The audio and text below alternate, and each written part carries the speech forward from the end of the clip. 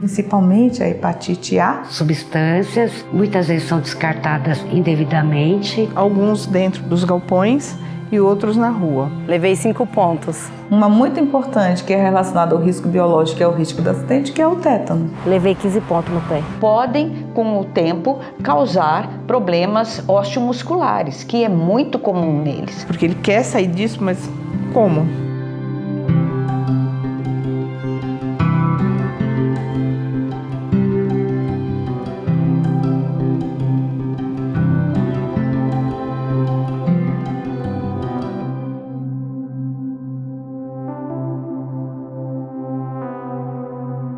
Tratar da questão da saúde ocupacional, da prevenção de não adoecer, de não se acidentar por essa atividade laboral não é fácil, deve envolver todos, tanto quem está fazendo a atividade, quanto os gestores de uma maneira geral, quanto todas as instâncias responsáveis por essa atividade. As pessoas que trabalham comigo, eu fico monitorando sempre para ninguém se machucar. O gestor, ele é responsável para implementar, organizar e monitorar a prevenção do risco.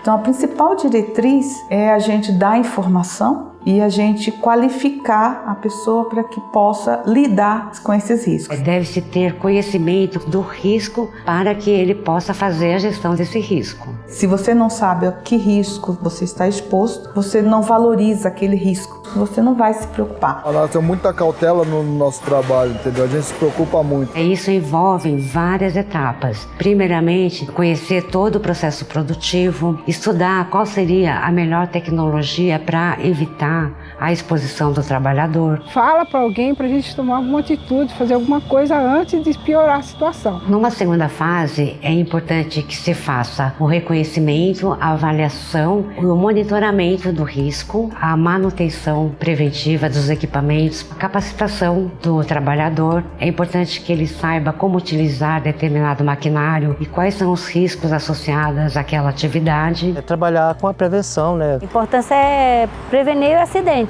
Muitas vezes, um acidente que o catador sofre na cooperativa é visto pelo mesmo como parte da atividade, ele acha isso normal. O único corte que eu tive foi só de vidro e o resto tudo normal. Só foi só um arranhão. Dá uma picadinha, uma cortadinha, mas é coisa pouca. É só ferimento leve. O índice de subnotificação de acidentes nas cooperativas é muito alto, porque não existe uma relação formal de trabalho, então o trabalhador ele não tem o direito de uma licença remunerada porque ele sofreu um acidente. Mas é importante que isso seja notificado aos órgãos públicos para que se adotem políticas públicas muitas vezes para minimizar esse tipo de acidente nas cooperativas. Que como a gente trabalha dia a dia no lixo, então está sempre se cortando. E existe uma terceira fase, por exemplo, no caso de acidentes ampliados como um incêndio. Então é necessário que se tenha pessoal capacitado que vão agir naquele momento, que vão orientar como deve ser feita a evacuação do ambiente, pessoas treinadas para os primeiros socorros. Também envolve a remoção, o acompanhamento e o tratamento do acidentado pelo gestor.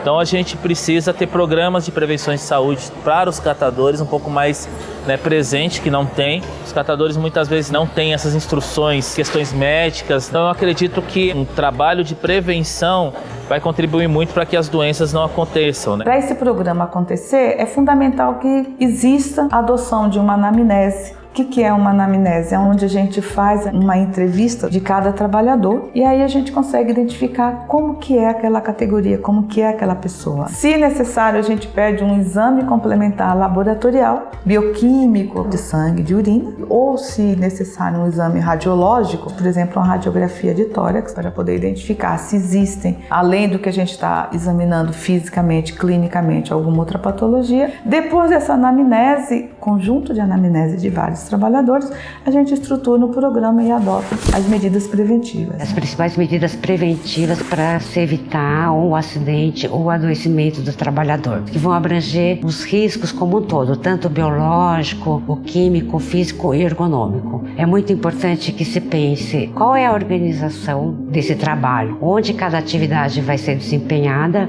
e qual a responsabilidade de cada um. Porque a gente mexe com lixo, a gente não sabe o que a gente vai pôr a mão.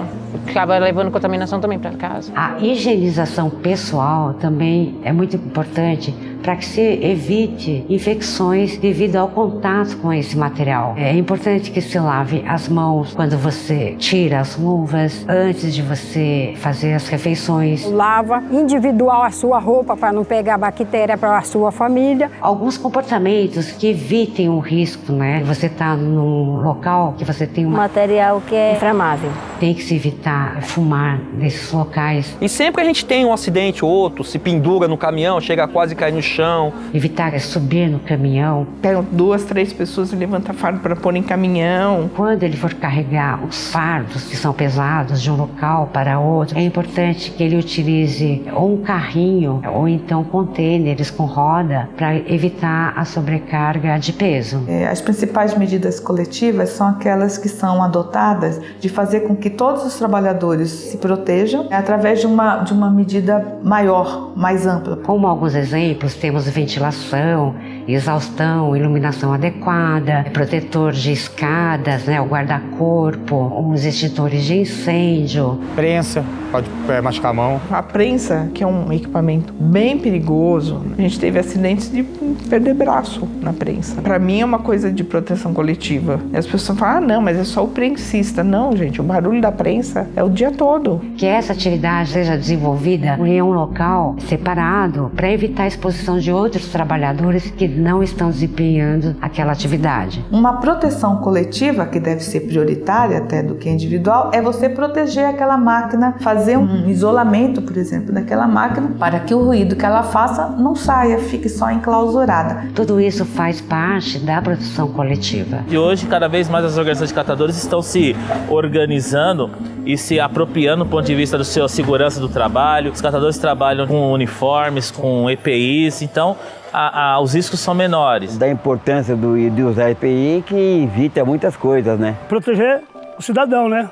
De bactéria, de corte. Os EPIs são essenciais. É aquele equipamento que cada um vai utilizar na hora que estiver fazendo a sua atividade. Deveria ser, na verdade, um item que todos os catadores tivessem direito a usar, entregues de forma gratuita, inclusive para o catador que está na rua. O responsável é o gestor, não só de fornecer o EPI, orientar como que aquele EPI deve ser utilizado, como deve ser feita a conservação, a limpeza, a guarda. E quando aquele EPI estiver danificado, ele tem que fazer a reposição. Onde que a gente tem isso, o equipamento de segurança? Nas centrais mecanizadas, porque lá não pode entrar sem. E aí as pessoas acabam se acostumando. Depois que ela se acostuma, ela não consegue mais trabalhar sem. O equipamento faz falta, porque você mesmo se sente inseguro. Só que até eles se acostumarem, vai um tempo enorme. Quanto ao trabalhador, é de responsabilidade ele utilizar aquele EPI de acordo com as orientações. Por isso que hoje em dia todos nós temos sempre uma pessoa que está alertando nós para estar trabalhando com EPI. Se ocorrer um acidente, pelo menos já está o equipamento, né? Evita ter o agravamento do acidente. São variados os equipamentos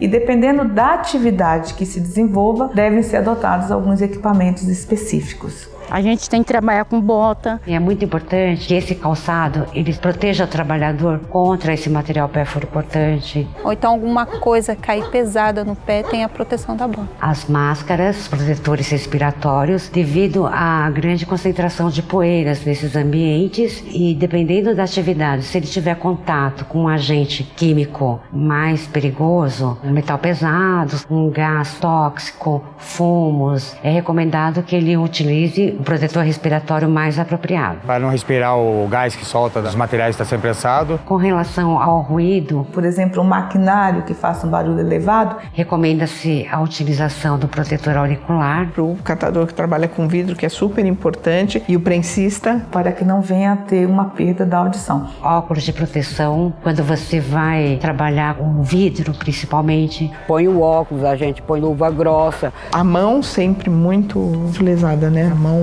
é o principal instrumento deles. Usa luva, né, para evitar cortes. Ou quando você vai lidar com resíduo químico, uma luva impermeável que proteja contra os objetos pérfuro-cortantes. Às vezes a gente taca a luva e o vidro perfura. Mesmo com EPI, a gente corre risco. Então a gente toma as vacinas. É fundamental que todo catador esteja com a sua vacinação em dia. Então a gente tem que estar prevenido, tomando as vacinas. É através da vacina que a gente evita uma série de patologias. O tétano é uma doença gravíssima.